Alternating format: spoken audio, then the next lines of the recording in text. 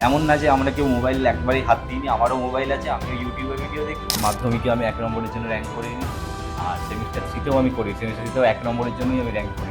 আমার কাছে কোনো গাইড বইও ছিল না। টিচারদের সাইকোলজি বুঝে একটা অ্যান্সার শিট তৈরি করি।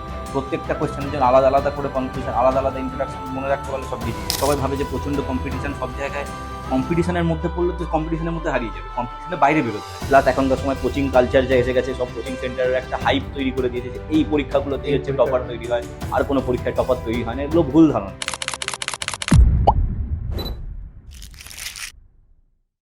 এবারের মেধা তালিকায় কিন্তু অধিকাংশ স্টুডেন্টই নরেন্দ্রপুর রামকৃষ্ণ মিশনের। আমরা প্রত্যেকের সঙ্গে যেমন কথা বলছি, আজ আমরা চলে এসেছি এবারে এইট অফ ফরহানের কাছে। আর এখানেই ফরহান ম্যাক্সিমাম সময় কাটাতো যখন ও বাড়িতে থাকতো। এই রুমটা পুরো দেখা যাচ্ছে, সেখানে নানা রকম বই রয়েছে। ফরহান, এর সম্বন্ধে কিছু বলবে? কি কি ধরনের বই তুমি পড়তে ভালোবাসো? আমরা তো অনেক রকম বই দেখতে পাচ্ছি। হ্যাঁ, এখানে আমি এরকম আমি বই পড়ে তারপরে বাছি কোন বই ভালো কোনটা খারাপ, মানে সব রকম বই আছে। এমনকি কিছু কিছু এরকম সেলফ হেল্প বই আছে, কিছু কিছু অ্যাটমিক হ্যাবিটস, যদিও আমার হ্যাঁ, খুব একটা ভালো লাগেনি পড়তে। ফিকশন নন ফিকশন ফিকশন, সবই আছে। ফিকশন পড়ে আমি, যে কেউ যদি কেউ পড়ে আমি বলবো ফিকশন রেকমেন্ড করতে। ফিকশন থেকে ভালো বই হয় না। এরকম একটা জায়গা তোমার প্রিপারেশন বা যে কোনো ধরো প্রিপারেশন ফেজে কতটা জরুরি? আমার আমার জন্য খুব হেল্প করেছে। আমি এখানে বসেই সারাদিন কাটাতাম, আমি এখানেই পড়তাম সবকিছু, আর অনেকটা ডিট্যাচ থাকতাম বাইরের এনভায়রনমেন্ট থেকে, যে বাইরে কি হচ্ছে, নিচে হয়তো কোনো গেস্ট আসলো, কেউ আসলো, আমার আমি খুব একটা দেখতে যেতাম না। আমি আমি একটা আলাদা থাকতাম। এই এই জিনিসটা আমার ভালো লাগে, যে একা থেকে ওই বলে না, board man is a dangerous man. তো বোর হওয়া একটা ভালো জিনিস। আর ওপাশে আমরা যেটা দেখতে পাচ্ছি, সেটা আমি এখনই দেখাচ্ছি হয়তো তোমাদেরকে, যে এই মুহূর্তে ওখানে যেরকম দেখতে পাচ্ছ যে ল্যাপটপ, প্রিন্টার আর সবকিছু, আরো প্রচুর প্রিন্টসও রয়েছে যেগুলো নিয়ে পড়াশোনা করছে। অ্যান্ড ওয়ালটার মধ্যে অনেক রকম কিছু কিন্তু যত রকম ফর্মুলাস, অনেক রকমের কনসেপ্টস, পিরিয়ডিক টেবিলও রয়েছে। অ্যান্ড অফকোর্স তার মাঝখানে একটা চেক ওয়েবের আর ব্যাটম্যানও জায়গা পেয়েছে। তো ব্যাটম্যান কেন পছন্দ? ব্যাটম্যান কেন পছন্দ? ব্যাটম্যান অফকোর্স সিনেমাটা ভালো লেগেছে, হুম আর হুম। কোনো কারণ নেই ক্রিস্টোফার এরকম। নোলান। হ্যাঁ, নোলানের সিনেমা। ওটা আমার মানে একদম একটা মাস্টারপিস লেগেছিল সিনেমাটা। চে গেভারা তো ইন্সপায়ার করে অবশ্যই। চে গেভারা আমার আমি আমি একজন খুবই ইন্সপিরেশনাল ফিগার হিসাবে দেখি। ওনার একটা বই আছে, মোটরসাইকেল ডায়েরিজ। উনি হুম পুরো সাউথ আমেরিকা বাইকে করে ঘুরেছিলেন, দিয়ে দেখেছিলেন যে মানুষের এত এত সমস্যা। উনি নিজে একটা ডাক্তার ছিলেন, সেই ক্যারিয়ার ছেড়ে দিয়ে মানুষের জন্য লড়েছিলেন, জেনুইন মানুষের জন্য লড়েছিলেন। সেখানে কিউবাতে গিয়ে তো উনি ক্ষমতায় চলে যেতেই পারতেন, ফিডেল কাস্ট্রো লিডার হয়ে গেছিলেন, উনিও লিডার হতে পারতেন। কিন্তু তারপরে উনি বলিভিয়াতে চলে যান, কেন ওখানেও এই যে রেভলিউশন করে একটা খিদে, যে আমি পৃথিবীটাকে বদলাবো। এটা ভালো হতে পারে, খারাপ হতে পারে, অনেকের অনেক মন্তব্য, কিন্তু যে বদলাবো, এই রিগার্ডটা, এইটা আর কোনো মানুষের মধ্যে নেই। সবাই একটা টাইমের পর ক্ষমতা অর্জন করে হুম ফেলেছিলেন, হুম হুম হুম। উনি কিন্তু কখনো ক্ষমতা অর্জন করেন। এই যে একটা ভালো রেজাল্ট, এটাকে তুমি আগেই আশা করেছিলে? না, না, সেই আর তো আশা করিনি। আমার মানে মাধ্যমিকে আমি ১ নম্বরের জন্য র্যাঙ্ক করিনি। আর সেমিস্টার 3 তেও আমি করি। সেমিস্টার 3 তেও ১ নম্বরের জন্যই আমি র্যাঙ্ক করিনি। তো তারপর একটা এক্সপেকটেশন ছিল, মানে হোপ ছিল যে পরে যদি ভালো করা যায় রিটেন পরীক্ষায়। তারপরেও কিন্তু আমি সেভাবে এক্সপেক্ট করিনি যে আমি র্যাঙ্কে চলে আসবো। এক্সপেকটেশন তেমন ছিল না। বেশ। তো এই যে ১ নম্বরের জন্য বলছো যে পিছিয়ে পড়েছিলে দুবার।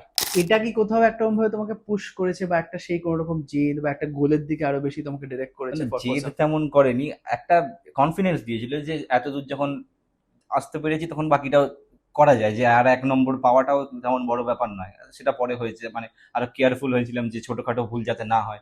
আমি মাধ্যমিকে যেমন খুব কেয়ারলেসলি ইংলিশ পরীক্ষা দিয়েছিলাম, ভেবেছিলাম এমনি ভালো হয়ে যাবে। তার জন্য আমার নাম্বার কমে গেছে, 96 পেয়েছিলাম। এখানে একটু ভালো হতে পারতো ওখানে। তো সেই দিক থেকে একটা সচেতন হয়ে পরীক্ষা দিয়েছিলাম হুম পরের হুম বার, যে হুম হুম। এরকম সিলি মিস্টেক আর করা যাবে না। এই যে সিলি মিস্টেকের কথা বলছো, যেগুলো খেয়াল রাখা উচিত, তুমি যদি দু একটা এক্সাম্পল দিতে চাও যে কি কি অ্যাভয়েড করা উচিত বা মাথায় রাখা উচিত? আম, অনেক কিছুই আছে, যেমন ধরুন খাতার প্রেজেন্টেশন অনেক ম্যাটার করে, যে একটা খাতায় কত কেমন করে প্রেজেন্ট করেছে, যে যে যে এক্সামিনার যে খাতা হুম চেক হুম করবে, হুম হুম। তাকে একটা ইমপ্রেস করতে হয় খাতা দিয়ে, যে আমার খাতাটা ভালো, তা সে যাতে দেখে মনে হয় যে হ্যাঁ, ছেলেটা কিছু না হোক পড়াশোনাটা করে। এবার তারপরে এটাই ভালো কি হয়, যে যদি কোনো জায়গায় ধরুন সিলি মিস্টেক থাকলো, সেই জিনিসগুলো অনেক সময় অ্যাভয়েড হয়ে যায়। টিচার হয়তো ভালো লাগে যে এই জায়গাটা ঠিক আছে, ক্ষমা করে দেওয়া যায়। বাংলায় অনেক জায়গায় বানান ভুল হয়।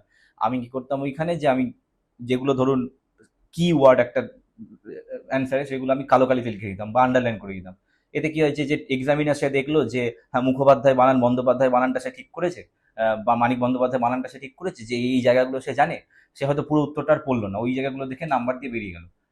তিনি যদি পুরো উত্তরটা পড়তে যেতেন, তখন দেখতেন ওখানে আরো ৫-৬টা বানান ভুল হতো, এখানে ১ নম্বর কেটে যেত হয়তো। এইভাবে টিচারদের সাইকোলজি বুঝে একটা অ্যান্সার শিট তৈরি করতে হয়। তাই সেই ইমপ্রেশনটা ক্রিয়েট করা খুবই দরকার। একটা হ্যাঁ ওইটা পেপার, খুব দরকার। যারা ধরো অন্তত মনে রাখতে পারে না বা যাদের অতটা হুম হুম হুম। ইন্টারেস্টিং হয়তো মনে হয় না, হ্যাঁ। সেখানে কি করা উচিত? হ্যাঁ, মনে তো আমিও রাখতাম না। আমি সত্যি বলতে আমি খুব একটা গাইড বইও কখনো পড়িনি। আমার কাছে কোনো গাইড বইও ছিল না। হুম 11 12 এ মানে 10 অব্দিও তেমন ব্যবহার করিনি। আমি করতাম শর্ট কোয়েশ্চেন গুলো দেখতে কিছু কিছু জায়গায় 10 অব্দি হিস্ট্রি টিস্ট্রিতে, 11 12 এ তো কম্পিটিটিভ এর প্রিপারেশন চলতো, হুম বাংলা ইংলিশ অত পড়া হয়নি, আমি ইউজও করতাম না। যেটা দরকার সেটা হচ্ছে ওই যে ধরুন একটা কোয়েশ্চেন খুব কমন আছে যে হুম এর সারাংশ কি, হুম হুম বা এই যে এর চরিত্রের ভূমিকা কি, এই কিছু কিছু কোয়েশ্চেন গুলো আমি দেখে নিতাম আশেপাশে বন্ধুদের কাছ থেকে নিয়ে বা কোনো স্যারের নোটস নিয়ে।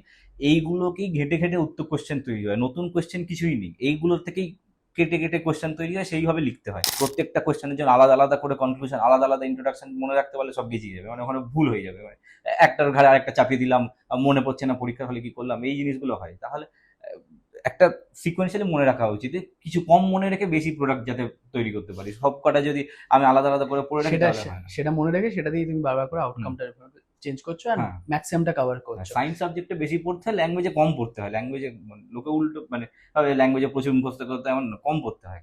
সায়েন্সগুলোতে বেশি পড়তে হয়। তো এই যে কম পড়তে হয় যে বলছো, ধরো আমি যদি থ্রু আউট যে জার্নির সময়টা নিই, তুমি আরেকটা কথা একটু আগে বললে যে আমার ম্যাক্সিমাম সময় গেছে এন্ট্রান্সের প্রিপারেশনের সবকিছু নিয়ে, সেটার পিছনে টাইমটা ডেডিকেট করা হয়েছে। কেউ যদি ভাগ করতে চায় পুরো সময়টা বা যদি একটা অ্যাপ্রোচ ডিসাইড করতে চায় ফর দ্য এন্টায়ার ইয়ার, হুম। তাহলে তারা সেটা কিভাবে করবে? এন্ট্রেন্সের জন্য যদি কেউ ভালো করে পড়ে তাহলে যে মানে মানে বোর্ডের পরীক্ষার জন্য খুব একটা এক্সট্রা পড়তে হয় না। হয় যেটা, নরেন্দ্রপুরে পড়ার একটা অ্যাডভান্টেজ ছিল যে আমাদের মাঝে মাঝে পরীক্ষা হতো, যে ফার্স্ট সেমিস্টার পরীক্ষা হলো, বা ফার্স্ট সেমিস্টার পরীক্ষা যখন তার 15 দিন আগে থেকে হয়তো বোর্ডের জন্য যে সিলেবাসগুলো আছে সেগুলো হয়তো একটু তাড়াতাড়ি দেখে নিলাম। আর এতে ক্ষতি কিছু হয় না। ধরুন এক্স চ্যাপ্টার এন্ট্রেন্সের জন্য আছে, যেটা হয়তো আমার কোচিং এ পরে পড়ানো হবে, সেই চ্যাপ্টারটা আগে চলে এসেছে সেমিস্টারে, উপর উপর থেকে বোর্ড লেভেলে বা নিট লেভেলের কোয়েশ্চেনগুলো দেখে নেওয়াই যায়। পরে যখন আবার পড়াবে তখন তো ওই জায়গাটা প্রিপেয়ার হয়ে গেছে, পরে যেই অ্যাডভান্স লেভেলে করে নিলেও তখন ইজিলি হয়ে যায়। তো এটা কোল্যাপ মানে, যে অনেকে ভাবে যে কোল্যাপস করে দেয় জিনিসটা, এমন কিছু না। ভেঙে ভেঙে পড়লে হয়, এমন কিছু পড়ার দরকার নেই। আমি ওরা কেউই খুব বেশি পড়তাম না, এরকমই টাইম মেপে মোটামুটি কোয়েশ্চেন প্র্যাকটিস করে করেই হয়ে গেছে। এই যে যারা বলছো কোয়েশ্চেন প্র্যাকটিস, তো সেই জায়গাটা কি টাইমটা একটু বেশি ডেডিকেট করতে, বাকি না যেটা সময় পড়তে সেটাই রিপ্লেসড বাই কোয়েশ্চেন প্র্যাকটিস? কিছু কিছু জায়গায় পড়তে বেশি আর কিছু কিছু জায়গায় কোয়েশ্চেন বেশি, মানে অঙ্কে কোয়েশ্চেনই করতে হয়, অঙ্কে পড়ার কিছু নেই। অঙ্কে ওই যে ফর্মুলা দেখে যত বেশি কোয়েশ্চেন করবে তত বেশি টাইপ জানবে। ভুল হবে প্রথমে 30 40টা কোয়েশ্চেন ভুল হলো, কিন্তু ওখান থেকে শেখা যায়, ওখান থেকে শিখতে হয়। ফিজিক্সও তাই শিখতে হয়। কেমিস্ট্রিতে পড়তে হয়, কেমিস্ট্রি অর্গ্যানিক কেমিস্ট্রি এটা পড়তে হয়, বুঝতে হয় যে এক একটা রিয়াকশন কেমন হচ্ছে কি করে হচ্ছে। এখানে প্র্যাকটিস করে গেলে ভুল হওয়ার চান্স বেশি। পরপর প্র্যাকটিস করে গেলাম, ভুল হতেই পারে, হুম 100টা হুম। কোয়েশ্চেন ঠিক করে 101 নম্বর ভুল হতে পারে। সেখানে একটু ভালো করে থিওরিটা বোঝা দরকার ভালো করে। এইভাবেই সব সাবজেক্টে আলাদা আলাদা ট্যাকটিক্স হয়, সেই অনুযায়ী পড়তে হয়। বেশ, এবার ধরো একটা জায়গায় যদি এ করে বুঝতে চাই যে যারা ধরো এমনি, তুমি তো ধরো একটা জায়গায় যেখানে পড়তে, সেখানে প্রলোভন হয়তো অনেক কটাই কম, হুম হুম। যেখানে তুমি যে একটা জায়গায় পড়তে একটা স্ট্রিক্ট ডিসিপ্লিন ছিল। যারা এমনি বাড়িতে পড়াশোনা করছে বা এমনি কোনো বাইরে ধরো যাচ্ছে, টিউশন নিচ্ছে, স্কুলে যাচ্ছে, তারা যখন একটা প্রপার প্রিপেয়ারিং এনভায়রনমেন্ট যেখানে বসে সে পড়াশোনা করবে, সেখানে আইডিয়ালি কিরকম হওয়া উচিত সেই জায়গাটা? আহ, যে বাইরে থাকলে মোবাইল টোবাইলের ডিস্ট্রাকশন বেশি হয়, এবার ওটা নিজের থেকে করতে হয়। ও আমি কি করে বলবো যে মোবাইল আমার আমি ডিস্ট্রাক্টেড, তাই হয় না। রেজাল্ট তোমার নিজেরই আসবে, দায়িত্ব তোমার নিজের হবে। তুমি মোবাইল নিয়ে, আমিও মোবাইল নিয়ে বসেই পড়ি, কিন্তু তাও ওখানে আমার কাছ থেকে আমি ওখানে মাঝে মাঝে আমি এআই ইউজ করি অঙ্ক টঙ্ক করাতে, হুম। ল্যাপটপে ক্লাস করি, এইভাবে ইউজ করতে হয়। তো বুঝে ইউজ করলে সবকিছু করা যায়। এমন না যে আমরা কেউ মোবাইল একবারই হাত দিইনি, আমারও মোবাইল আছে, আমিও ইউটিউবে ভিডিও দেখি, আমিও যদি দরকার হয় আমি ওই জেমিনাইতে কোয়েশ্চেন সলিউশন বার করি ওখান থেকে। আর বন্ধুদের সাথে ফোন টোনও করি মাঝে মাঝে, মাঝে মধ্যে দিনে 2 3 বার আমার বন্ধুরা ফোন করে, তো আমরা তো সবসময় একসাথেই থাকতাম। বাড়িতে আসার পর এখনো এখনো সবাই 2 3 বার করে ফোন করে। এগুলোর মধ্যেই পড়া যায়, এমন কিছু কঠিন ব্যাপার নয় যে মানে লোকে মানে মানে কঠিন ভাবে। মোবাইলটাকে যেমন একটা ইয়ে করে দেওয়া হয়েছে সেরকমও নয়, বিষয়টা তো তোমার হ্যাঁ, তোমার উপরে ডিপেন্ড নিজের করছে। উপরে অত কঠিন ভাবে নেওয়ার কিছু নেই। জিনিসটা সোজা, যে যখন মজা করব পড়াশোনা, মানে আমরা কি করি কোল্যাপস করি, যে পড়ছি পড়তে পড়তে মোবাইল ঘাটছি, যখন মোবাইল ঘাটবে তখন পুরো মোবাইল ঘাটবে, যখন পড়বে তখন পুরো পড়বে। এইভাবে ভাগ করে নিলে জিনিসটা খুব ইজি হয়ে যায়, এমন কোনো কঠিন ব্যাপার নয়। বেশ, ধরো এই পার্টটা যেমন গেল, ধরো একটা পার্ট গেল যে মোবাইলে কিছু দেখা বা না দেখা, সেখানে পড়াশোনার কন্টেন্ট হতে পারে যেমন তুমি হুম বললে হুম হুম। জেমিনাই বা এআই বা ইউটিউবে কোনো সে পড়ার ভিডিও দেখতে পারে। এর বাইরে ধরো যে সে যখন একটা নিজেকে সারাদিনে কোনোভাবে পড়াশোনার বাইরেও এনগেজ রাখা বা কিছু করা, হুম সেই অ্যাক্টিভিটিস গুলো, খেলাধুলো বা কি, সেগুলো সব অনেকে ভুলে যায় বা এ করে যায়। হুম। তো সেখানেও কি তুমি কোনোভাবে এনগেজ থাকতে হ্যাঁ, আমি নরেন্দ্রপুরে আমি সব থেকে, আমাদের ব্যাচে যদি কেউ কো কারিকুলার্সে সব থেকে বেশি এঙ্গেজ থাকতো আমি থাকতাম। মানে আমি আমি প্রায় 3 4 বছর অ্যানুয়াল এক্সিবিশনে প্রাইজ পেতাম কো কারিকুলার অ্যাক্টিভিটিসের জন্য। মানে যে কোনো কুইজ, এক্সটেম্পোর, এলোকিউশন, ডিবেট যাই হোক না কেন আমি থাকতাম ওখানে। আমি জি 24 ঘন্টাতেও গেছিলাম, একটা কুইজের আমাদের স্কুলের হয়ে আমি চ্যাম্পিয়ন হয়েছিলাম। আমি অনেক ইন্টার স্কুল ডিবেটগুলোতেও যেতাম। এগুলো আমি বেশি করতাম পড়াশোনার থেকে, আর আমার মনে হয় করাও উচিত। আমি ঘরে বসে থাকলেও যদি বোর হয়ে যাই, আমি অনলাইনে কিছু কিছু ওয়েবসাইট আছে যেখানে র্যান্ডম কুইজ বা পাজল এরকম সলভ করা যায়, ওগুলোও করি আমি। এগুলো ভালো লাগে, এগুলো করা উচিত। মানে শুধু পড়লে হয় না। আর সেগুলো একটু তোমাকে একটা ডিস্ট্রাকশন, গুড ডিস্ট্রাকশনও হয়। হ্যাঁ, একটা গুড ডিস্ট্রাকশন, যে হ্যাঁ যখন করছি, যখন ডিস্ট্রাক্টেড হচ্ছি তখন যে সেটা প্রোডাক্টিভ হয়, যে আনপ্রোডাক্টিভ ডিস্ট্রাকশন না হয়। খেলাধুলো? খেলাধুলা আমি ফুটবল খেলতাম। তারপরে 10, 11, 12 তেমন করে খেলতে যেতে পারতাম না, কারণ আমি প্রচন্ড এক্সস্টেড হয়ে যেতাম স্কুল ক্লাসের পরে। ওই জন্য বিকেলবেলা আমি ঘুমিয়ে পড়তাম। আমি সেই অর্থে খেলতাম না, কিন্তু ফুটবল খেলতে ভালো লাগে। বেশ। তো ধরো যারা এরকম একটা রুটিন বানাতে চায় যেখানে ধরো সবকিছু, কারণ আজকে তো একটা দিকে কম্পিটিশন যেমন আছে, একটা এআই এর একটা ভয়ও রয়েছে অনেকের মধ্যে, জব হবে না হবে। হুম, আর তার মাঝখানে ধরো এই যে ফিয়ার্স কম্পিটিশনের মাঝখানে অনেকে এই বাকিগুলো ভুলে যায় বা হুম। বাকিগুলো সেভাবে সময় দিতে পারে না। তো how important is to balance all this, বা হ্যাঁ, হাউ ওয়ান ক্যান ব্যালেন্স সেই জায়গাটা? আর এখনকার সময় তো ব্যালেন্স করে বেশি দরকার। মানে এখন সবাই ভাবে যে প্রচন্ড কম্পিটিশন সব জায়গায়, কম্পিটিশনের মধ্যে পড়লে তো কম্পিটিশনের মধ্যে হারিয়ে যাবে, কম্পিটিশনের বাইরে বেরোতে হয়। যে একটা টাইম ছিল যখন সবাই, মানে কি বলবো, এফিসিয়েন্সি ম্যাটার করতো। আমাদের আগের জেনারেশন এফিসিয়েন্সি ম্যাটার করতো, যে কে কত ভালো প্রোগ্রামিং পারে, কে কত তাড়াতাড়ি সলভ করতে পারে। এখন তো এআই সেটা পেরে যাবে। আমি যত তাড়াতাড়ি অঙ্ক করতে পারবো, এআই আমাদের হাজার গুণ তাড়াতাড়ি অঙ্ক করতে পারবে। এখন যেটার দরকার সেটা হচ্ছে ইনোভেশন, যে আমি নতুন কি করতে পারি, আমি এমন কি করতে পারি যেটা এর আগে কখনো হয়নি। মানে speed is no longer speed is no longer the factor, হ্যাঁ। Innovation is the factor. যে এই জন্য আলাদা জিনিসগুলো দরকার। এই জন্য আমি বলতাম যে কুইজ বা যে আমার একটা Elocution বা হিস্টোরিক্যাল ফ্যাক্ট গ্যাদার করা আমার খুব ইচ্ছে। আমি যেখানে যেখানে পাই আমি এরকম ফ্যাক্ট কি আছে, এরকম কি করছে, মানে কোনো ডিবেট কম্পিটিশন হচ্ছে সেখানে আমি শুনতাম, যেতাম শুনতেই যেতাম, এরকমও আছে। ঠিক আছে, ইউটিউবেও শুনি মাঝে মাঝে। এইগুলো জানা দরকার, এগুলোই এখন পরবর্তীকালে এগুলোই ম্যাটার করবে। ইনোভেশন, যে আমি নতুন কি ভাবতে পারি। তো আগামী দিনে ধরো এই এই যে এই ভাবনাটা নিয়ে, এই জায়গাটা থেকে তুমি কি নিয়ে মানে পড়াশোনা করতে চাও বা কিভাবে ভাবছো? আমি তো আপাতত তো যেই দিচ্ছি, এরপরে ইঞ্জিনিয়ারিং এর পর কি হবে সেটা ভাবনা চিন্তা আছে, তারপরে দেখা যাবে যতদূর। তাও মানে কি ইঞ্জিনিয়ারিং পরে কিভাবে ভাবছো, যে মানে কোনো পার্টিকুলারলি ইঞ্জিনিয়ারিং ফিল্ডেই আরো পড়াশোনা করবে নাকি অন্যভাবে ভাবনা চিন্তা আছে? অন্যভাবে ভাবনা চিন্তা আছে, সেটা পরে দেখা যাবে। বেশ। তো যারা ধরো এই স্পেসিফিক্যালি, কারণ এখনো তো অনেকেই একটা কিছুটা হলেও পোলারাইজড ভাবেই ভাবি আমরা হুম, সবাই হুম, এখন হুম, অনেকেই, হুম, হয় ইঞ্জিনিয়ারিং নাহলে ডাক্তারি। হুম, বাট আরো তো অনেক অপশনস রয়েছে, হুম, রিসার্চও হয় প্রচুর রকমের সেরকম কিছু।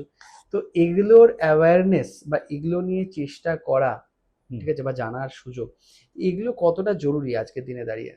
হ্যাঁ, এখনকার সময় তো বেশি জরুরি আমি বলবো। ইঞ্জিনিয়ারিং মেডিকেলের থেকে যদি কেউ হিউম্যানিটিস নিয়ে পড়তে চায় তার পড়াই উচিত। মানে যদি কারো জেনুইনলি ভালো লাগে, আমার ভালো লাগতো কিন্তু আমি সেই স্কোপ পাইনি। আমার তখনকার সময় পিয়ার প্রেশার ছিল একটা, রেজাল্ট ছিল, প্লাস আমাদের সবাই একসাথে সায়েন্স দিয়েছিল, আমিও সেইভাবে সায়েন্স দিয়েছিলাম। কিন্তু আমাকে যদি এখন কেউ বলে যে তুমি কি যদি পারতে হিউম্যানিটিস নিতে, আমি হয়তো নিতাম। হুম, সেটা আমি এখন বুঝছি যে নেওয়াই যায়। হুম, মানে ক্লাস 10-এর পর সবার একটা মাথায় থাকে যে হ্যাঁ সবাই ইঞ্জিনিয়ারিং নিচ্ছে, ইঞ্জিনিয়ারিং নিয়েই হয়। প্লাস এখনকার সময় কোচিং কালচার যা এসে গেছে, সব কোচিং সেন্টারের একটা হাইপ তৈরি করে দিয়েছে যে এই পরীক্ষাগুলোতেই এই হচ্ছে টপার পরীক্ষাটা। তৈরি হয়, আর কোনো পরীক্ষায় টপার তৈরি হয় না। এগুলো ভুল ধারণা। যে কোনো পরীক্ষা দিয়ে টপার হতে পারে। আজ ইন মেডিকেল যে নিট দিচ্ছে মানে সে খুব ভালো ডাক্তার হয়ে গেছে বা সে ডাক্তার হয়ে গেছে, এমন কোনো কথা নেই। যে আর্টস নিয়ে পড়ছে সেও খুব ভালো রিসার্চার হতে পারে। বরঞ্চ আমাদের এখনকার সময় দাঁড়িয়ে হিস্ট্রি বা হিউম্যানিটিস পড়াটা বেশি দরকার এখনকার পৃথিবীতে। লোক সেটা ভুলে যাচ্ছে। তুমি ধরো সায়েন্সেরও তো এত রকম স্ট্রিম রয়েছে, apart from just engineering and ডাক্তারি হুম, আরো তো অনেক কিছুই হতে পারে। তো সেগুলো তো আমরা এক্সপ্লোর কম করছি। সেগুলো কি মনে হয়, যেটা হলো আমরা সবাই জিনিসটার অ্যাওয়ারনেস নিই সেই কারণে, নাকি ইচ্ছেগুলোই পোলারাইজ বা পিয়ার প্রেশারটা বেশি যে আমরা ওদিকে ওই যেতে যে পারছি বললাম না? এখনকার সময় একটা এনভায়রনমেন্ট তৈরি হয়ে গেছে। প্রথমত বাবা মাদের একটা ভয় থাকে যে না আমার ছেলে, মানে সবাই চায় ছেলেমেয়েদেরকে স্টেবল একটা জায়গা দিতে। এবার আমরা দেখি কি যে সব থেকে তাড়াতাড়ি চাকরি পাচ্ছে ইঞ্জিনিয়াররা, ঠিক আছে তুইও ইঞ্জিনিয়ার। বা এখনকার সময় যে কোচিং কালচার চলেছে, যে আইআইটিতে র্যাঙ্ক করেছে মানেই সে টপার, একদম সে হচ্ছে দেশের সব থেকে ভালো ছাত্র, এমন কোনো ব্যাপার নয়। না হতে পারে সে। এই এই এই দিকটা দেখা উচিত আমার মনে হয়। আর রিসার্চ টিচার্স করা আমার মনে হয় বেশি ভালো। যে যদি কেউ আইজার বা আইআইএসসি এরকম টার্গেট করে, সেটা ইঞ্জিনিয়ারিং এর থেকে ভালো আমি বলবো। বেশ, থ্যাংক ইউ সো মাচ আজকে আমাদের সাথে কথা বলার জন্য। আর অল দ্য বেস্ট তোমার ফিউচারে সেশন।